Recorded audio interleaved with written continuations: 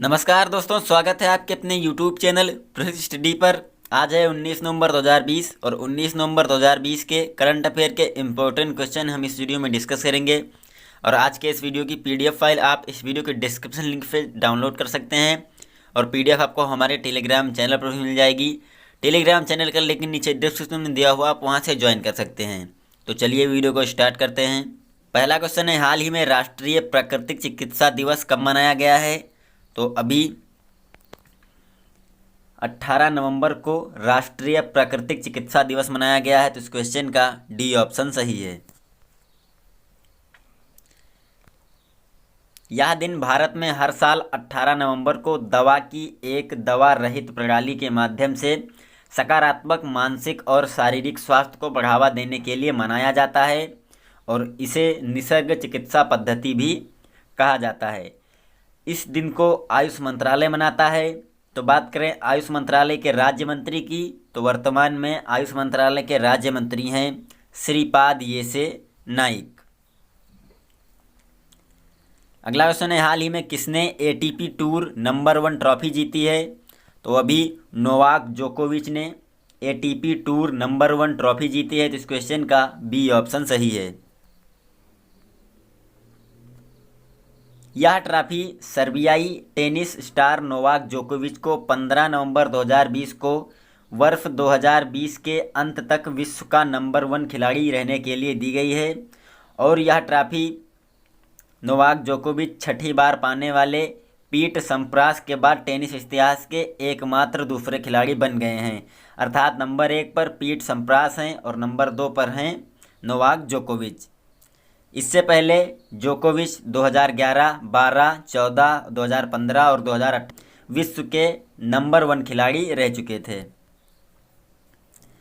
इससे पहले केवल पीट सम्प्रास सिर्फ रैंकिंग पर 6 साल पूरे करने में कामयाब रहे थे और उन्होंने यह कारनामा 1993 और 98 के बीच किया था। अगला क्वेश्चन है, हाल ही में गोल्डमैन सैक्स ने वित्त वर्ष 2021 में भारत की GDP कितने प्रतिशत रहने का अनुमान जताया है? तो अभी गोल्डमैन सैक्स ने वित्त वर्ष 2021 में भारत की GDP -10.3% रहने का अनुमान जताया है। तो इस क्वेश्चन का सी ऑप्शन सही है।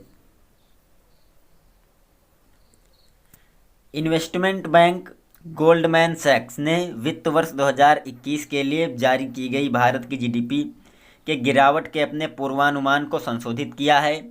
गोल्डमैन सैक्स ने सितंबर 2020 के अपने पहले अनुमान -14.8% को संशोधित कर -10.3% कर दिया है। अर्थात पहले इसने सजेस्ट किया था कि भारत की GDP वर्ष 2020 में नेगेटिव 14.8% रहेगी, लेकिन अब इसने इसे संशोधित करके -10.3% कर दिया है।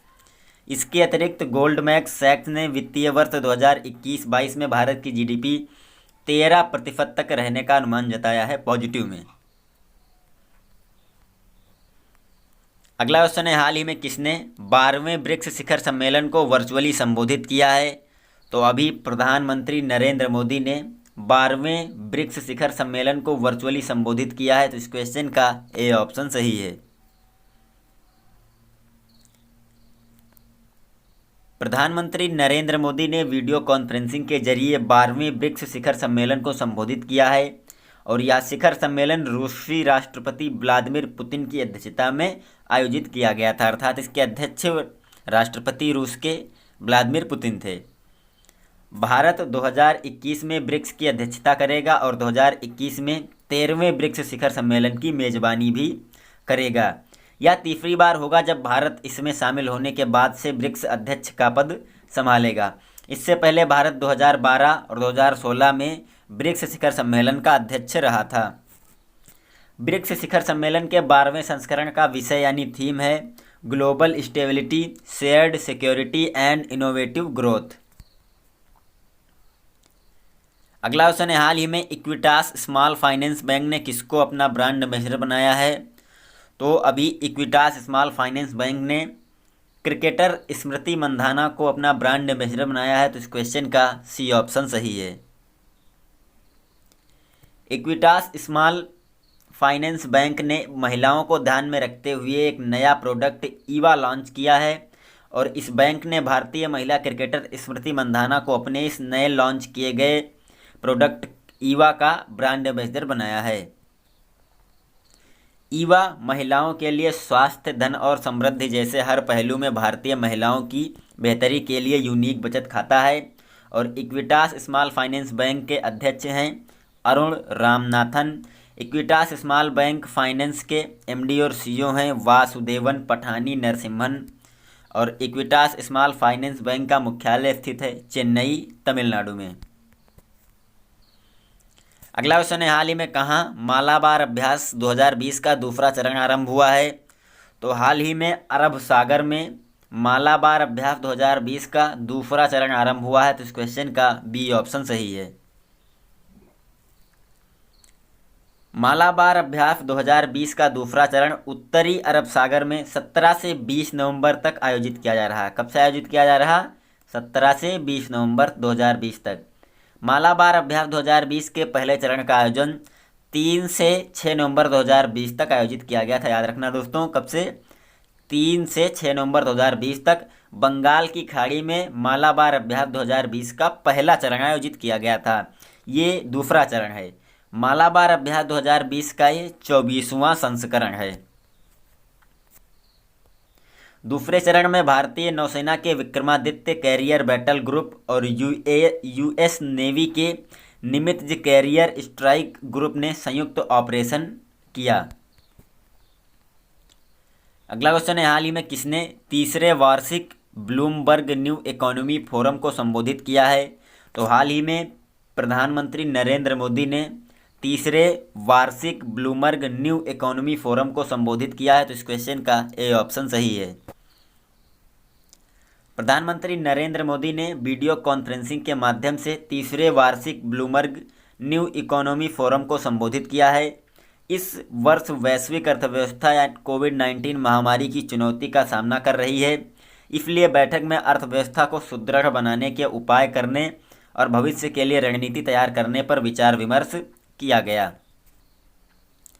अब बात करें ब्लूमबर्ग न्यू इकोनॉमी फोरम के बारे में।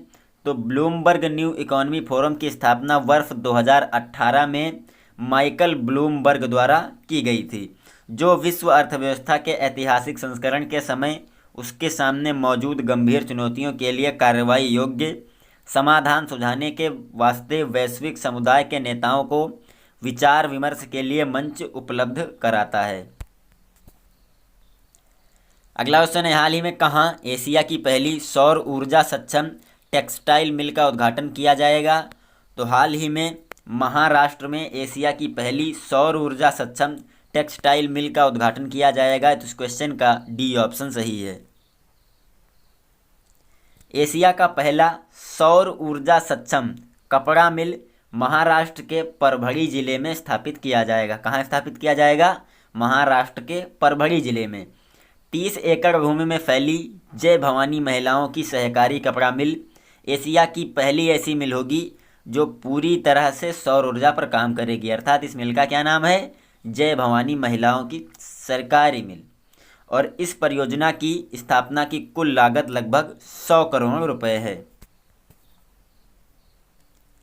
अगला क्वेश्चन है, हाल ही में किस राज्य के मंत्री भंवरलाल मेघवाल का निधन हो गया है? तो हाल ही में राजस्थान के मंत्री भंवरलाल मेघवाल का निधन हो गया है। तो इस क्वेश्चन का बी ऑप्शन सही है।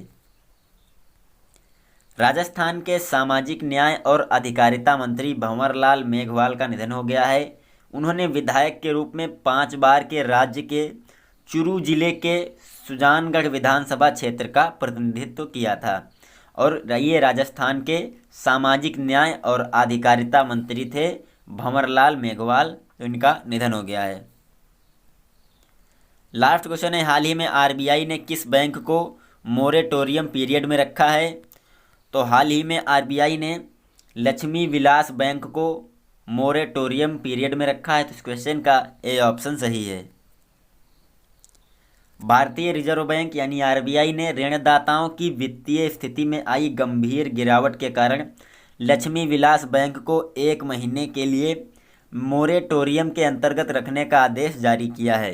जिसके बाद इसके जमाकर्ताओं के लिए नकदी निकालने की सीमा 25,000 रुपये पर प्रतिबंधित कर दी गई है। यानी अब बैंक के ग्राहक केवल 25,000 रुपये तक राशि ही बैंक से निकाल सकेंगे। साथ ही रिजर्व बैंक ने बैंक की वित्तीय स्थिति में आई गंभीर गिरावट के कारण 30 दिनों की अवधि के लिए एलवीबी के निदेशक मंडल को भी हटा दिया है। इसकी घोषणा वित्त मंत्रालय द्वारा एक जारी आदेश के माध्यम से की गई। तो ये लक्ष्मी विलास बैंक के लिए है। तो बात करें लक्ष्मी विलास बैंक की, तो इसकी स्थापना हुई थी 1926 में। लक्ष्मी विलास बैंक का मुख्यालय स्थित है चेन्नई, तमिलनाडु में, और लक्ष्मी विलास बैंक के अध्यक्ष हैं अवतार सिंह मोंगा। तो ये वीडियो यहाँ पे ख़त्म होती है। हम उम्मीद करते हैं आपको वीडियो पसंद आई होगी। अगर वीडियो पसंद आई हो तो ज़्यादा से ज़्यादा लाइक और शेयर कीजिए। चैनल पर नए हैं तो सब्सक्राइब कर लीजिए। Thanks for watching.